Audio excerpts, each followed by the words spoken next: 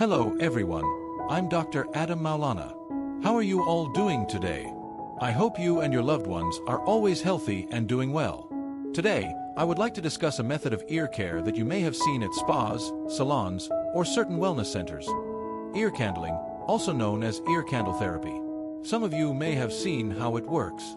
A hollow, cone-shaped candle is placed near the opening of the ear, and the other end is then lit.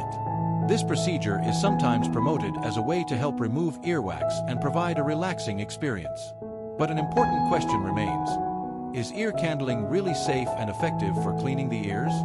Friends, before we go any further, we need to understand that the ear already has its own natural mechanism for maintaining cleanliness. Earwax, or cerumen, is not simply something that always needs to be removed. In normal amounts, earwax helps protect and maintain the condition of the ear canal. The ear also has a natural process that gradually moves earwax toward the outside. That is why not everyone needs to routinely clean the inside of their ears until there is no earwax left. So, what about ear candling? During this procedure, a specially designed cone-shaped candle is usually placed near the opening of the ear and then lit. Supporters of this method sometimes claim that the heat and pressure created by the candle can help draw earwax out of the ear. There are also other claims about its benefits, such as helping people feel more comfortable, reducing a feeling of fullness in the ear, or relieving certain symptoms around the nose and head. However, friends, we need to distinguish between claims about benefits and scientific evidence. At present, there is no strong evidence that ear candling works like a suction device that pulls earwax out from inside the ear. Some observations have even shown that the material left behind after the candle burns may come from the candle itself rather than from earwax. So, if you see brownish material or flakes after the procedure, you should not immediately assume that all of it came from inside your ear. This is important because someone may get the impression that their ear has been thoroughly cleaned, even though the amount of earwax inside the ear canal may not have decreased. Besides questions about effectiveness, there is another issue that is even more important: safety. Because ear candling involves an open flame and melted material around the ear, there is a risk of heat or melted wax coming into contact with the skin. This may cause irritation or injury to the outer ear and the surrounding area. If melted wax enters the ear canal, it can also stick to the skin and create a feeling of fullness. In some situations, the material may interfere with hearing. There can also be risks involving the eardrum.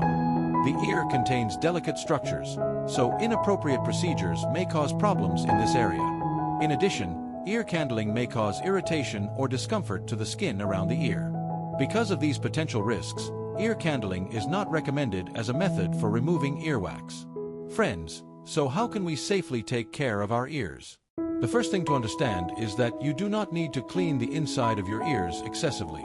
Avoid inserting cotton swabs, fingers, or other objects deeply into the ear canal.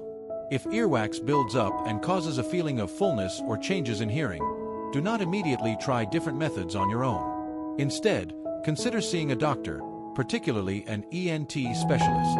A doctor can examine the ear canal and determine whether there is actually an earwax buildup or whether another issue may be involved. If cleaning is necessary, a healthcare professional can choose an appropriate method based on the condition of the ear. Friends, another important point is that something that looks simple is not necessarily safe. The ear may appear to be a small and simple organ, but it contains delicate structures. Therefore, procedures involving heat, foreign objects, or pressure around the ear should be approached very carefully. If you experience a feeling of fullness, changes in hearing, ringing in the ear, discomfort, or fluid coming from the ear, do not immediately turn to ear candling as a solution. First, find out what may be causing the symptom. Ear complaints can have many different causes, and not all of them are related to earwax. Cleaning the ear without understanding the cause may delay appropriate care. Friends, good ear health does not mean that your ears must always be completely free of earwax. Under normal circumstances, earwax is part of the ear's natural protective system. What matters more is taking care of your ears safely and avoiding unnecessary procedures. I'm Dr. Adam Maulana, and I want to remind you that health information should be evaluated based on evidence and safety, not simply because a particular method is popular or because it worked for someone else. If a method promises many benefits but does not have sufficient evidence and carries certain risks, we should be cautious before trying it. The moral message is this: never put your health at risk simply because you want to try a popular method. Your ears are valuable parts of your body and deserve proper care. Understand what your body needs, avoid unnecessary procedures, and choose safe care based on reliable information. Because taking care of your health is not about trying every available method. It is about choosing the right approach to protect yourself and the people you love. I hope this information is helpful to all of you. Stay healthy, take care of your ears, and I'll see you in the next discussion.